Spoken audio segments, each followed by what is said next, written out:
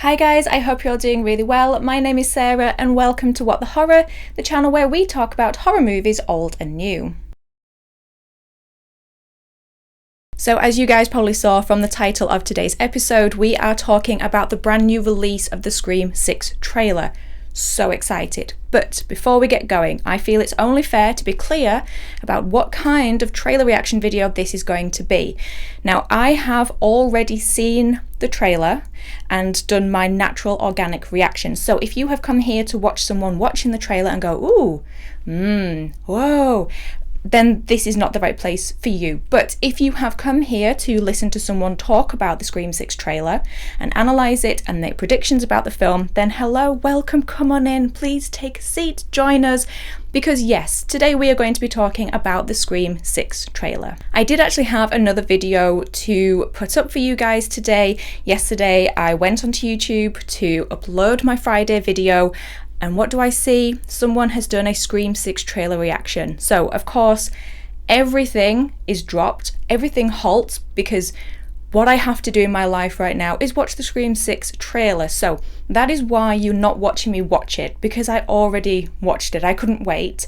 And I just didn't want to lie to you guys by performing and putting on a fake reaction. For my long-term viewers, you know that Scream is my favourite movie ever. If you are new here and have found me through this video, then yes, Scream is my favourite film ever. You may see from some of my decor, setting the vibes, the mood.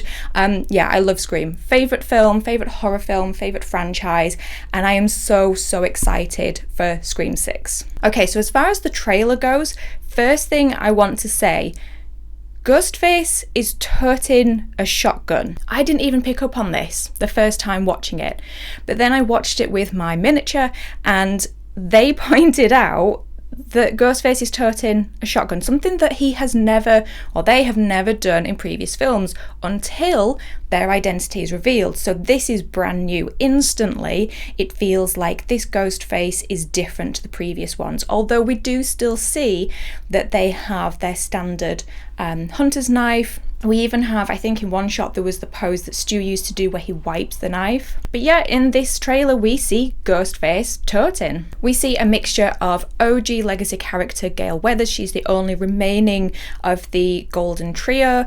We also see a returning legacy character in Kirby Reed, which, you know, we've all been excited for. I think, well, majority of people, I don't want to generalize, but I think we've been pretty excited to see the return of Kirby, especially as she was in Scream 4 the stand-in for the Randy character. She was the one that was very aware of horror movies. I suppose Charlie and I've forgotten his name, but you know, the guys that did the web series.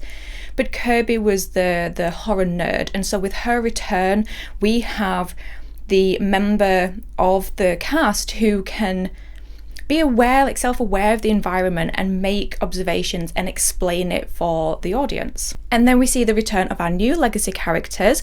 We have Tara, Sam, and the twins Mindy and Chad, who were in Scream 5 and survived. So I think this is the first time where we've had a really mixed bag of different generations of legacy characters, which in itself is exciting to explore. But we also see a brand new cast of new characters who some appear to be the partners of our returning characters, some I don't even know. I mean, we got just a fleeting glance of Samara Weaving's character. So I think these ones are going to be either our new cannon fodder or some of our new potential suspects. Okay, I do have to say my favourite part of this trailer, and the reason why I watched it twice in a row, is the one where we see the shrine with all of the items to do with Scream and to do with Stab. I watched the trailer through twice and then I went back to that scene and I watched it frame by frame like an absolute goober.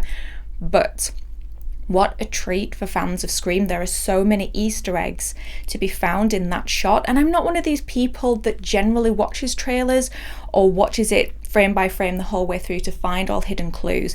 There was just something about this scene that seemed exciting, you know, a little treat, like I say, for Scream fans. So If you've already seen the trailer, you probably know what's contained in this shrine of what we can see within that particular shot. But there is the smoking jacket that Stu wears in Scream 1. There's Bela Loomis's t-shirt, Mrs. Loomis's power suit, and what looks like the pistol that she uses, or handgun, I don't really know weapons. You can also see Jill Roberts' outfit from the finale, well, I suppose penultimate finale of Scream 4. You also have a clapper or a clipper, one of these things from one of the Stab movies. There's also what looks like a script from one of the movies. There's also the structure that Derek the Dud was tied to in Scream 2, and the masks that were being worn in the production that Sydney was starring in Scream 2. You also have Tatum's outfit, what looks like a sheriff's hat, but I could be wrong, a load of Stab memorabilia, and what looks like someone tied to a chair, a la Steve from Scream 1 or Charlie faking in Scream 4. So yes, I like I say, I don't normally study trailers so far, but this was really fun to spot all the other bits. And of course, the cherry on top, we see on stage there is a Ghostface robe, one for every Ghostface that we have had. But what's interesting is the central piece is actually in a glass cabinet. Now, if they are in chronological order, this would be Roman's cloak. So I don't know if that means that Roman is particularly special, or perhaps it is a different cloak of a different Ghostface that this incarnation particularly looks up to, and it's not in chronological order. But I think I'm thinking far too much about that. One thing that I think is interesting about the trailer is that we only see Gale in 2 outfits, and this makes me worried. Because what Scream 5 did, and excitingly so, is it made us worry for the safety of the Golden Trio. Previously, they have always survived, but with taking one of them out in Scream 5, it now means that anyone is free game.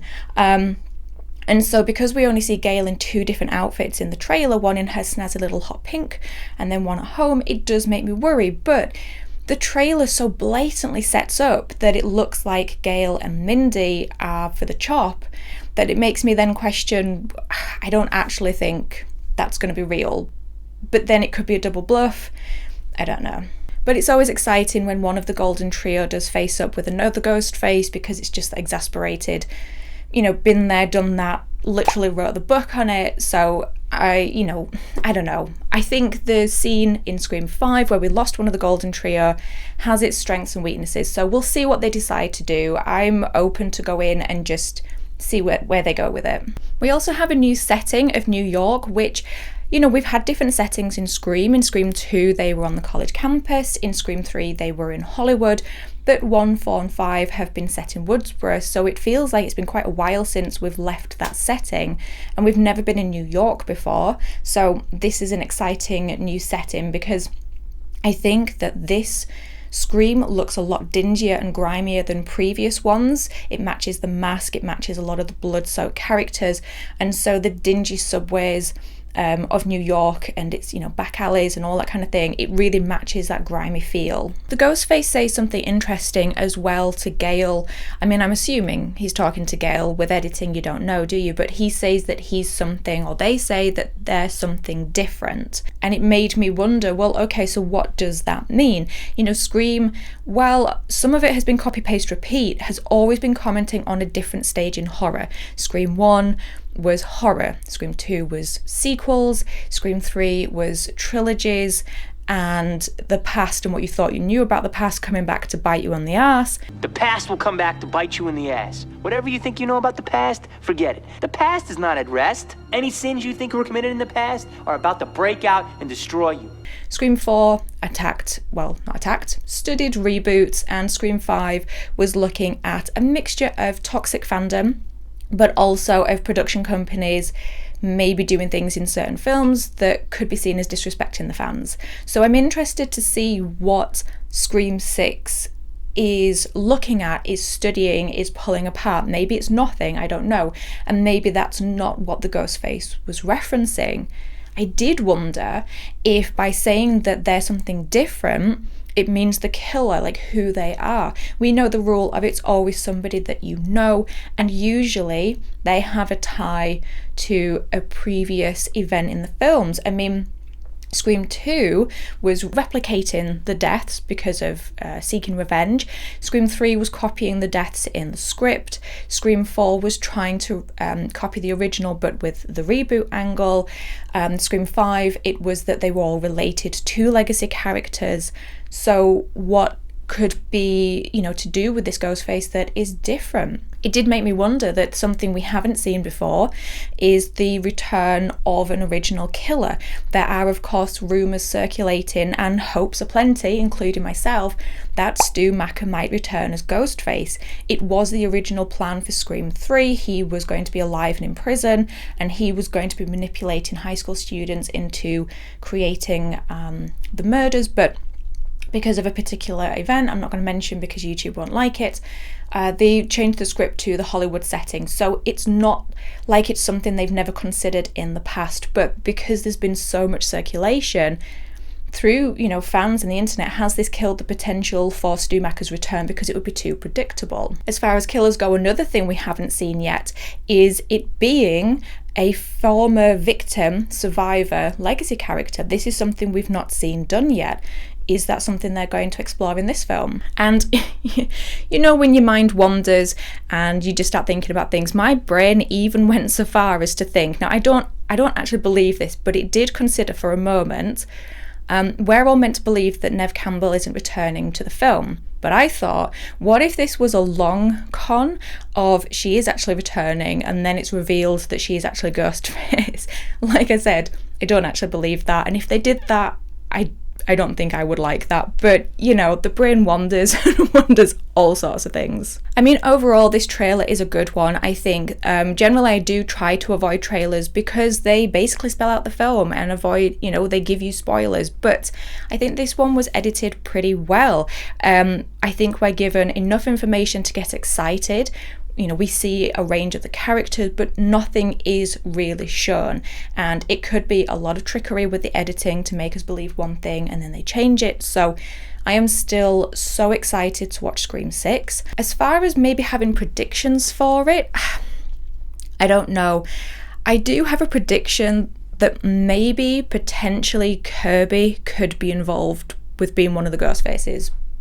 But I could be wrong, because like I said, she could be the stand-in Randy character. I do also think that this setting up that Mindy gets taken out, I think that is a false lead. I think that that's just setting us up to think that, and she doesn't, because they did the same with Chad in Scream 5. The trailer made it look like he got, and he didn't. I hope that Gale survives, but like I said, all bets are off as far as the Golden Trio are concerned. And it does feel like since Scream 5, they've been transitioning to pass the torch over. So maybe this could be the end of the Golden Trio and now heading forward with the movies, which I'm sure they will do if this one is successful. It will be this next generation of legacy characters. I hope that Gale survives and I hope that Stu potentially returns. I mean, these are more hopes than predictions, aren't they? I think it's because I'm just happy to go with whatever. I love this film, and so far it's never done me wrong, this franchise. Even the weaker ones I still love and find enjoyment in. So yeah. I do also predict though that there's more to Sam than meets the eye. I think Scream 5 left it very open that, and they hinted it in Scream 6, there is a darkness within her. There's the connection to her biological father, who's Billy Loomis. So perhaps this will be, I'm going to take it away perhaps. I think this will be explored more in this film because it's an interesting angle. I think that there's a lot of meat to that story that we can do. So anyway, I'm sorry if you guys came here wanting to watch someone watch the trailer, but like I said, I didn't want to pretend and perform for you guys, and I just would rather sit and ramble with my random thoughts. I hope it was coherent. I hope that it was interesting. Do of course always let me know down in the comments your thoughts on this trailer, any predictions that you have. I mean, there's no spoilers at this point, is there? So put your predictions down in the comments below. Let's talk about it. This one is a rush release. I did have an episode ready to come out for you guys. It's an exciting one. I am talking about the horror trope Final Girls with a guest, but I wanted to film and get this episode out for you guys. So what I'm going to do with the other one is bump it along and release it on Sunday. So make sure that you are subscribed with the little bell on so you don't miss that. But in the meantime, thank you as always for joining me here and listening to me ramble about my favourite film. I don't normally do these videos, so I hope you guys liked it. Let me know if you did. But I think it's safe to say there's going to be plenty of Scream content coming out over the following months with the release of the film and perhaps even the build up to it. I'm thinking of doing a truly horror episode for it as well. So again, another reason, if you love Scream, to subscribe and stick around. But like I was saying, thank you for stopping by and taking the time to watch. I really do appreciate it. Take care of yourselves and I will talk to you in the next episode. Bye guys.